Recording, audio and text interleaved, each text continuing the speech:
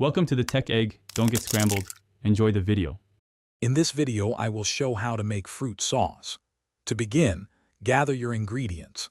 You will need about 2 pounds of fresh or frozen fruit, 1/2 cup of sugar, and 1/4 cup of water or fruit juice.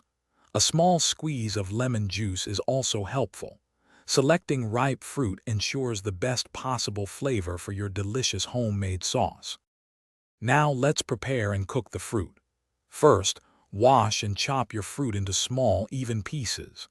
Then, combine the chopped fruit, sugar, and liquid in a saucepan. Cook this mixture over medium heat, stirring occasionally to prevent sticking. Allow it to simmer for about 10 to 15 minutes, or until the fruit becomes wonderfully soft and tender. Next, it's time to mash and adjust the flavor of your fruit sauce. You can use a potato masher or a fork to achieve a chunky texture. For a smoother consistency, an immersion blender or food processor works perfectly.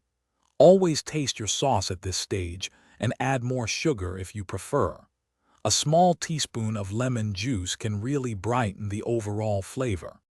Finally, let's talk about cooling and storing your delicious homemade fruit sauce.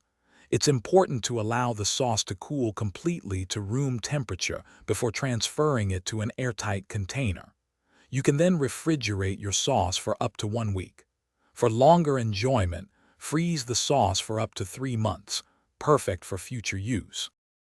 Thanks for watching. Consider subscribing if I helped unscramble your problems.